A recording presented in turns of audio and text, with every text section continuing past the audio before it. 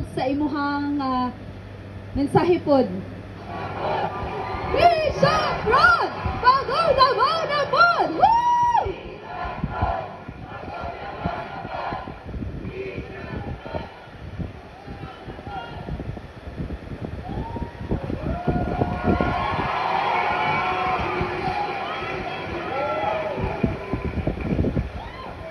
Mayong adlaw sa atong tanan. Mayong adlaw sa atong tanan, sa atong mga igsuon, mga leader sa simbahan, miyembro sa Christ the Healer International Missions Movement, mga organisasyon sa civil society, multi-sectoral group ug mga kauban ko sa dakbayan sa Davao. Una sa tanan, gusto kong ipadayag ang akong kadising-kasing na pagpasalamat sa inyong pagsalig, gugma og suporta, dili matukip. Ang inyong pagtawag kanako nga mudagan isip mayor sa atong dakbayan usa ka dako nga dungog o kini akong gipasalamatan pag-ayo. Ang inyong hangyo alang sa bag-ong Davao na pod usa ka pangandoy nga dili nako ikalimot kay dugay na po kong nag-desire o kabag-ohan. Mga butang nga gusto nako nga ang pagkamatarong mo'y mag-ahari.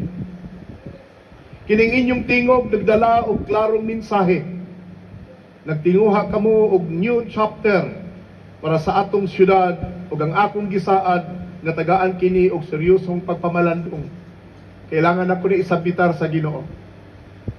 Kung ako magdesisyon nga mudagan, kini sulod sa tukmang panahon sa pag-file sa Certificate of Candidacy nga gihatag sa Comelec gikan sa October 1 to October 8. Kung mudagan ko, sumala sa inyong gisulti, kini mao ang akong direksyon alang sa atong syudad.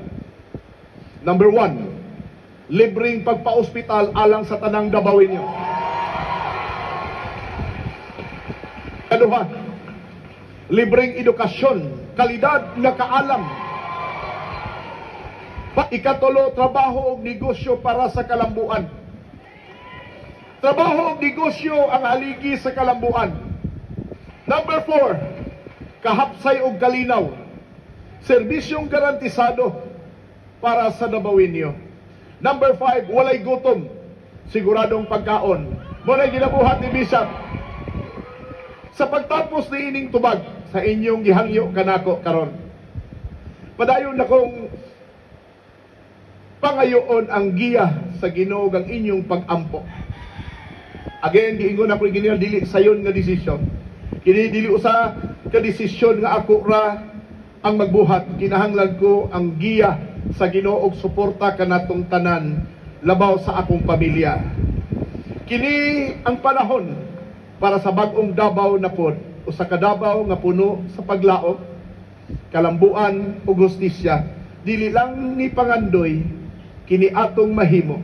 Salamat kaayo o panalanginan tang tanan sa Ginoo. Kitang tanan giyahan sa Ginoo. Atong nakita, gipakita na ko gaganina sa lihang nagader ang mga tao nga din adunay purple nga kulay, ahat man og purple ang clouds.